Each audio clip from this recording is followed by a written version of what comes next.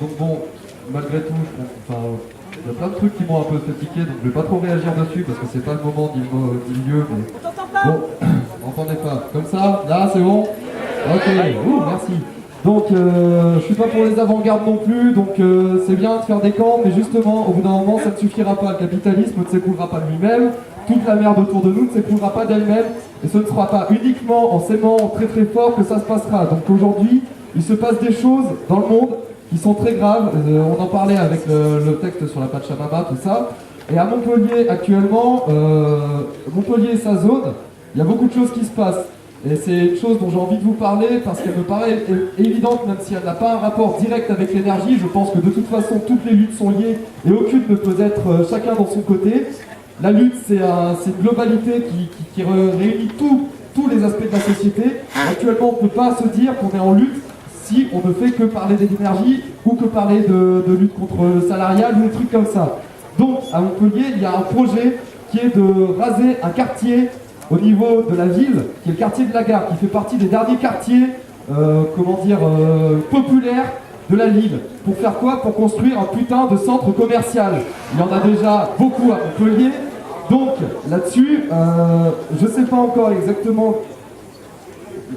Justement, on me souffle dans l'oreille que les pétitions fonctionnent. Je pense qu'aujourd'hui, on parle de s'autodéterminer, on parle de reprendre le pouvoir. Est-ce qu'on a réellement envie de grappiller des miettes à l'État qui nous affale, qui nous tue? Alors, les pétitions, c'est bien, c'est une part du travail.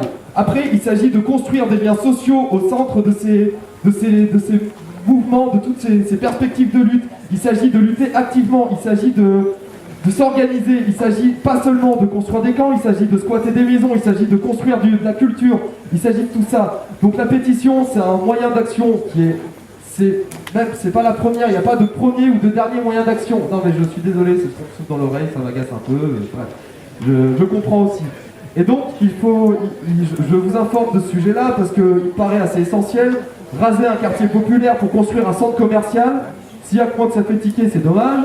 Mais donc, il y a ça, il y a tout ce qui concerne la lutte nationale contre Vinci, toutes ces choses-là. Aujourd'hui, on parle de construire des camps, on parle de tout ça. Il faut penser qu'il y a déjà des choses en action qu'il faut faire, Vinci est une entreprise terrible. Vinci détruit le monde. On parle d'écologie, Vinci détruit le monde. Vinci détruit des vies.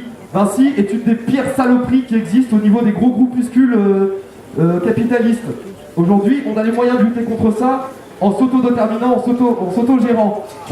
C'est une chose d'ailleurs sur laquelle je passe vite fait. Ici, l'autogestion est une chose qui n'existe peu, très très peu. La preuve en est avec le fonctionnement de cette plénière, qui a été un peu dur à se mettre en place. Donc je ne devrais pas critiquer tout ça, c'est très mal ce que je fais, mais bon, je pense que c'est important aussi que tout le monde, que justement on parlait de réorganiser des événements comme ça, et ben réfléchissez à comment le faire avec autogestion, sans nécessairement dépenser d'études comme le disait le camarade. Il va falloir se réorganiser. Donc je vous le redis une dernière fois, lutte sur Montpellier au niveau... Oui, je me dépêche, mais... Oui, non, mais il y en a partout, mais on parle de lutte locale et j'en informe d'une nouvelle qui est à mettre en place, c'est tout.